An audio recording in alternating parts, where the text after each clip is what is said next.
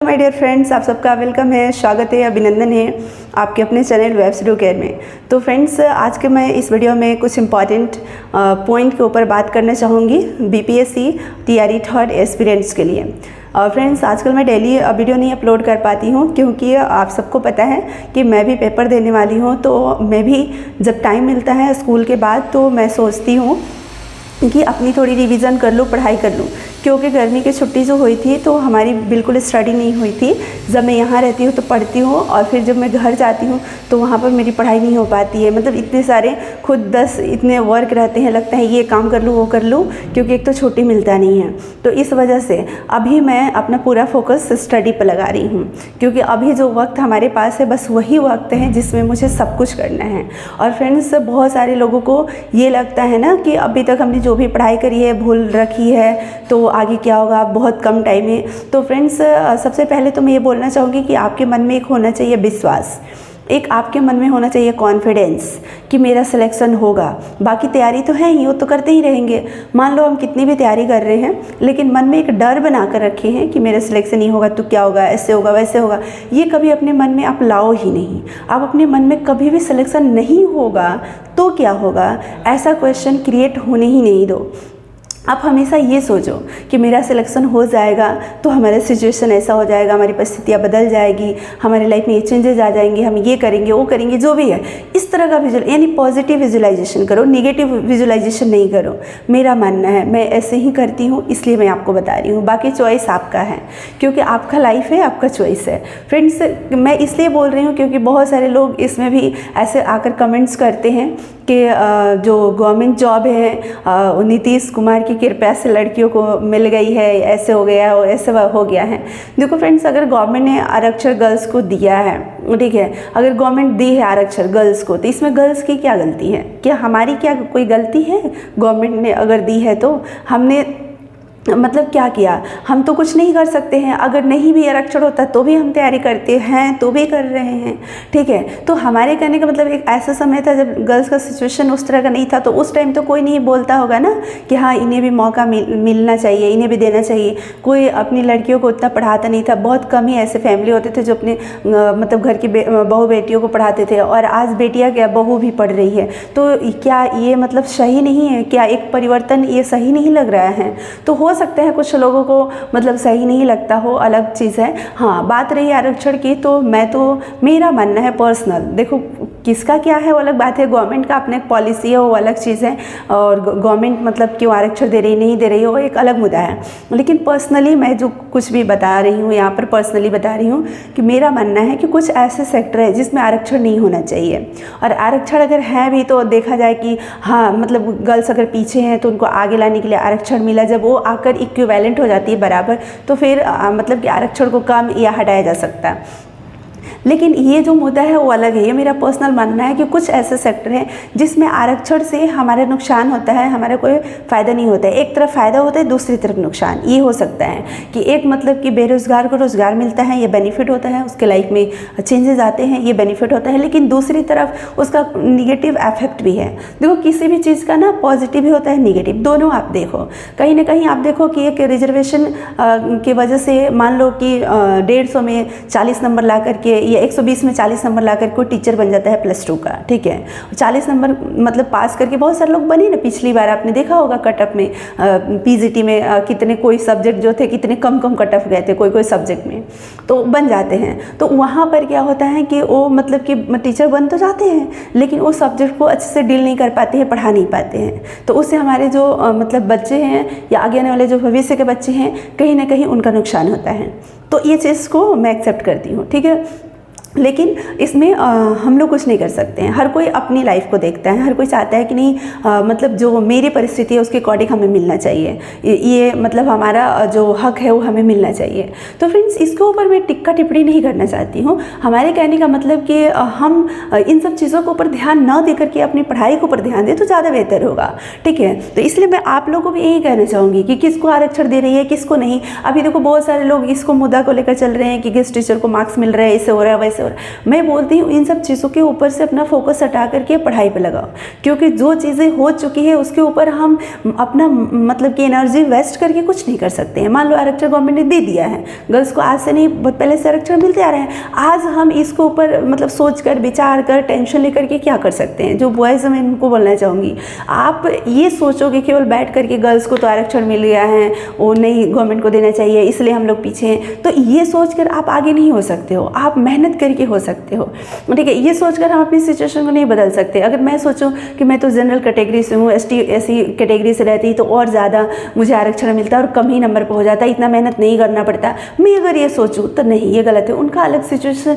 सबका अलग सिचुएशन, सबका हक है, ठीक है। तो उनके हक को मैं ऐसे नहीं सोच सकती हूँ, बशर्ते कि मैं तो ये बोलती हूँ समाज के वो वैसे लोग, चाहे वो किसी भी कैटेगरी से हो, ठीक है, अगर वो रियल में उन्हें उस चीज़ की ज़रूरत है, उनकी जो मतलब नीड्स हैं वो प्रोवाइड उन्हें होना चाहिए। और इसको लेकर के मतलब दूसरे जो और भी लोग हैं जो एबल हैं, जो सब कुछ कर सकते हैं या उनके पास वो कैपेसिटी है कि वो कर सकते हैं, तो हमें लगता है कि जो जनरल कैटेगरी वाले लोग हैं वो इस तरह से क्यों सोचते हैं, नहीं सोचना चाहिए। मान लो अदर स्टेट के जो लोग हैं वो तो जनरल में ही ना काउंट होंगे, कैटेगरी का मतलब जो अदर स्टेट के हैं या अपने स्टेट के जो लोग हैं वो सभी लोग उसमें हैं। तो वो अदर स्टेट वाले भी सोचने लगे कि काश मैं बिहार का रहता तो फिर ऐसा ही हो जाता, इतने ही नंबर पर हमारे मतलब हमें सीटेट में इतने ही नंबर रहते तो हमें ले लिए जाते। तो ये सोच कर कि क्या वो मतलब अपनी सारी चीज़ों को बदल सकते हैं, प्रेजेंट सिचुएशन को बदल सकते हैं? नहीं, प्रेजेंट सिचुएशन को एक ही चीज़ से बदल सकते हैं, मेहनत करके, पढ़ाई करके। तो इसीलिए इन सब चीज़ों के ऊपर फोकस ना करके, ये सब सारी चीज़ों के ऊपर अपने दिमाग में मतलब कि होता है ना कि हलचल ना पैदा करके, आप अपना ध्यान को शांत करके फोकस करें अपनी स्टडी के ऊपर, तो आप सिलेक्शन ले सकते हो। चाहे आप ये सोचो कि सरकार गर्ल्स को आरक्षण दे, ST SC को आरक्षण दे, EWS को दे, OBC को दे, जिसको देना है उसको दे, मेरा एक सीट पक्का है, ये अपने मन में आप बैठा कर तैयारी करो।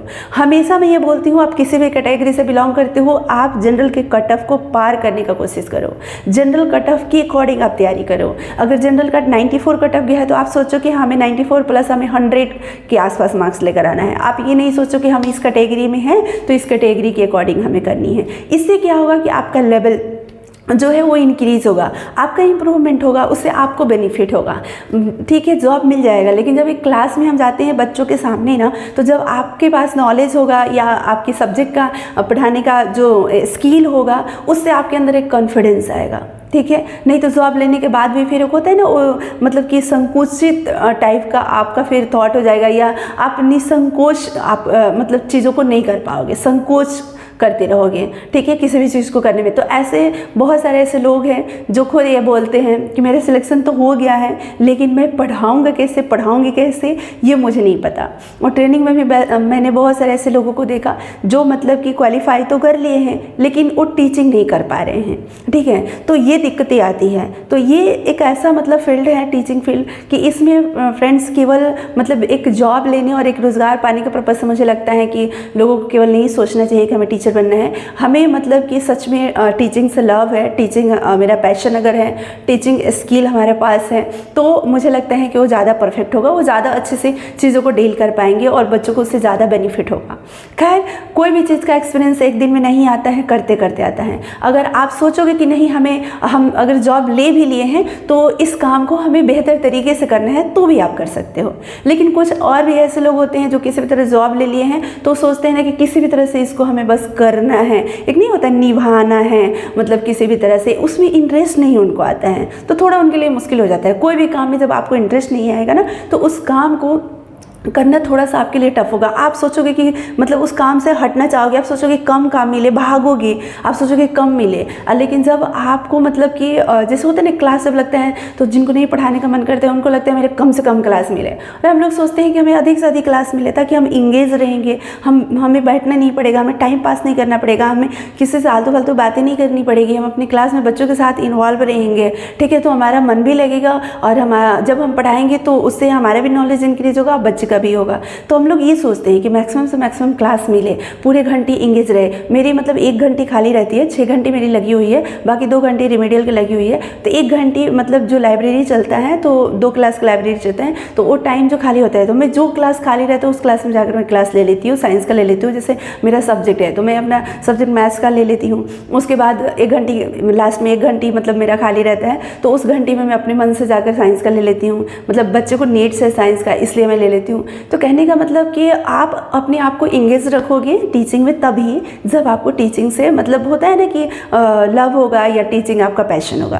तो स्टार्टिंग से मेरा टीचिंग पैशन रहा। तो फ्रेंड्स मैं इसलिए बोलना चाहूँगी कि जिनको मतलब कि बीपीएससी तैयारी 3rd में अगर ट्रस्ट नहीं हो रहा है कि मेरा सिलेक्शन होगा, ट्रस्ट नहीं हो रहा है कि मेरा विश्वास मतलब नहीं हो रहा है कि मेरा सिलेक्शन होगा, तो आपके मन में अगर विश्वास नहीं है तो एक काम करो, मैं एक काम बताऊंगी, उससे आपका विश्वास डेवलप होगा। ठीक है, क्योंकि विश्वास पैदा करना बहुत ज़रूरी होता है। विश्वास अगर नहीं है तो फिर थोड़ा सा डर बना रहेगा ना कि होगा कि नहीं होगा। तो उसी में क्या होता है कि आप मेहनत करते हो, सिलेक्शन नहीं होता, फिर आप बोलते हो कि मैंने मेहनत तो किया लेकिन सिलेक्शन नहीं मिला। तो कहीं ना कहीं विश्वास की कमी रह गई, क्योंकि विश्वास भी काम करता है मेहनत के साथ साथ। तो फ्रेंड्स आप मेहनत तो कर रहे हो लेकिन विश्वास भी रखो। लेकिन बहुत सारे लोग विश्वास नहीं रखते हैं। उसके लिए मैं यही कहूँगी, अगर आपको अभी लग रहा है कि हमारी स्टडी पूरी नहीं हुई है, हमारी प्रिपरेशन अच्छी नहीं है, तो इसके लिए आप 4 दिन लगातार, 4 से 5 दिन लगातार 15 घंटे 18 घंटे पढ़ो।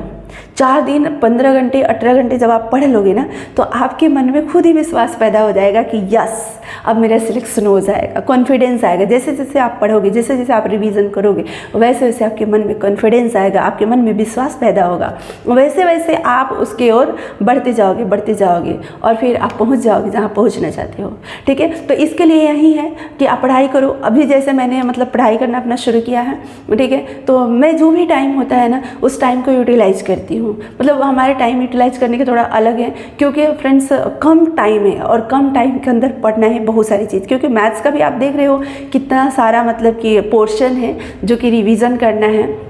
इसके अलावा साइंस हो गया, सोशल स्टडीज़ हो गया, करेंट अफेयर हो गया, तो बहुत सारी चीज़ें हो गई ना, तो उसको पढ़ना है। अब जैसे देखो मैं क्या कर रही हूँ कि अपना जो मैथ्स है ना वो खुद अपना रिवीजन कर रही हूँ अपने नोट्स से, तो मैं वो घर पे करती हूँ। उसके बाद जो अभी करेंटली जो अमरजीत सर मतलब सेट लगवा रहे हैं, मतलब सेट सॉल्व कर रही हूँ यूट्यूब पर, तो वो सेट मैं वीडियो ऑन करके और मतलब एक इलेक्ट्रिक अपना बोर्ड रखी हूँ, उस पर मैं सॉल्व करती हूँ और फिर मैं देखती हूँ जहाँ पर फंसती हूँ जिस भी क्वेश्चन में, या खुद से सॉल्व करती हूँ। तो अभी तो मैं देख रही हूँ मैक्सिमम क्वेश्चन सॉल्व हो जा रहे हैं, बट मैं सोच रही हूँ कि एक दिन अपना बैठकर सेट लगाऊँ संडे को, और सेट लगाकर देखो कितना मार्क्स आ रहे हैं। ठीक है, तो फ्रेंड्स इस तरीके से आप कर सकते हो। दूसरा, मैं सोशल स्टडी के लिए कुछ नहीं कर पा रही हूँ क्योंकि सारी मटेरियल तो हैं लेकिन टाइम नहीं है उतना करने का। तो मैं क्या कर रही हूँ कि जब स्कूल जाती हूँ तो अपना लीड लगा लेती हूँ कान में, और लीड लगा करके और फ़ोन को पर्स में रख लेती हूँ, फ़ोन में चालू कर देती हूँ INM। और INM जो है वो मैं पढ़ रही हूँ सचिन एकेडमी जो चैनल है उससे। सचिन सर के चैनल पर एक सर हैं जो बहुत मस्त मतलब हिस्ट्री पढ़ाते हैं, मुझे पर्सनली अच्छे लगते हैं क्योंकि मैंने बहुत सारा चैनल तो देखा नहीं है, इसलिए मुझे और चैनल के बारे में कुछ आइडिया नहीं है। तो मैं उनके चैनल का जो मैराथन 11 घंटे कुछ मतलब ऐसे करके 11-12 घंटे का वो वीडियो है, तो उस वीडियो को मैं जब जाती हूँ तो देखती हूँ, आती हूँ तो देखती हूँ, उतने टाइम में बस वो देखती हूँ, उसके बाद नहीं। ठीक है, उसके बाद साइंस मैं नहीं देखती हूँ। साइंस मतलब पढ़ाती हूँ स्कूल में या पहले से पढ़ाते आ रही हूँ, जो पहले से नॉलेज है उसी के बेस पे जाकर दे दूँगी। जैसे पिछली बार भी मैंने ऐसे ही दिया था, कुछ साइंस के लिए पढ़ा नहीं था, मतलब जो प्रीवियस नॉलेज था उसके बेस पे दिया था। हाँ, जो मैथ्स है उसको रिवीजन में कर रही हूँ, क्योंकि होता है ना बहुत सारी चीज़ें हैं जो 10th को आप पढ़ा रहे हो लेकिन 10th से अब आपको अपने एग्ज़ाम के लिए पढ़ना होता है। तो वो सारी चीज़ें 10th के जब मैंने एग्ज़ाम दिया उसके बाद तो मैंने देखा नहीं। जो 9th-10th का है तो इसमें तो मुझे कोई दिक्कत होता नहीं है। तो जो 11th-12th की जो चीज़ें हैं उस चीज़ों को मैं थोड़ा रिवीजन कर रही हूँ, अभी रिवाइज कर रही हूँ। नोट्स मेरा बना हुआ है तो उसी से बस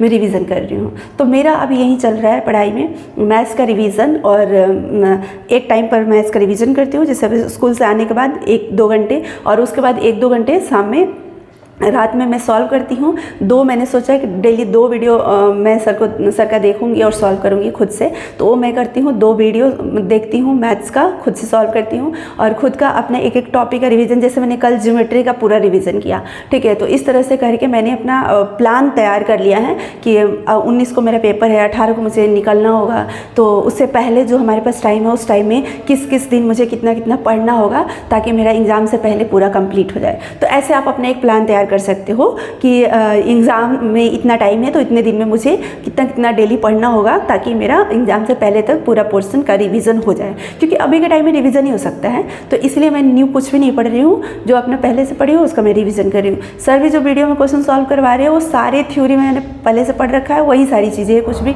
न्यू ऐसा नहीं है, ठीक है। तो इसलिए मैं क्वेश्चन अपना खुद से सॉल्व करने में लगी रहती हूँ, रिवीजन कर लेती हूँ और सर उधर से पढ़ाते हैं। तो उससे क्या होता है ना कि जो यूट्यूब पर वीडियो है अमरजीत सर का, उससे हमारा बहुत बेनिफिट होता है। क्यों बेनिफिट होता है?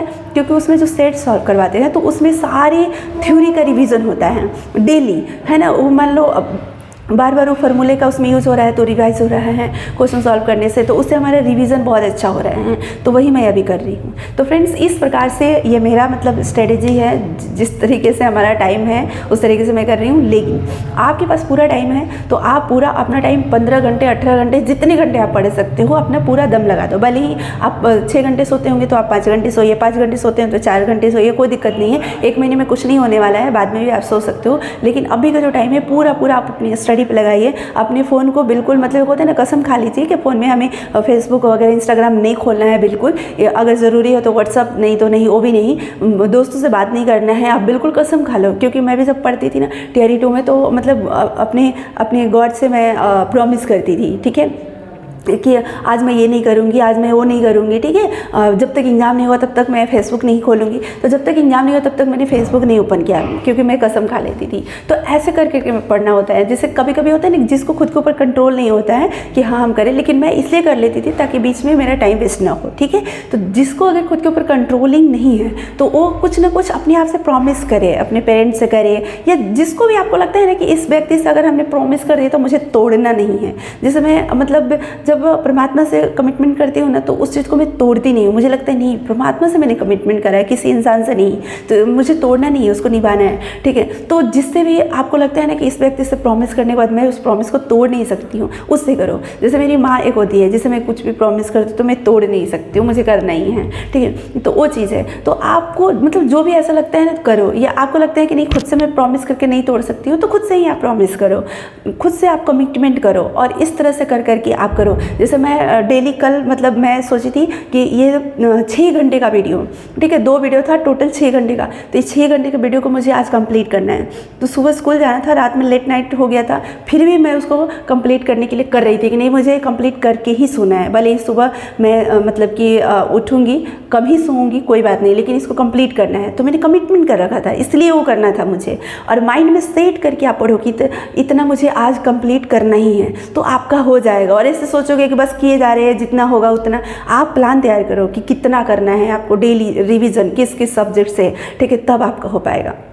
तो फ्रेंड्स, इस वीडियो में इतना ही, और मैं चाहूँगी कि आप सभी लोग अपना टाइम जो है वो स्टडी पे दीजिए। अगर वीडियो लंबी हो गई है तो फ्रेंड्स आप इस वीडियो को 2x पर करके देख सकते हो। माफ़ी चाहूँगी क्योंकि बात करते करते मुझे पता नहीं चलता है। मैं अभी देखी कि काफ़ी लंबा मतलब टाइम हो चुका है। तो फ्रेंड्स आप इसको 2x पर करके 1.5x पर करके देख लेना, लेकिन आप अपना टाइम वेस्ट नहीं करना, ठीक है। Thank you so much. Good night friends.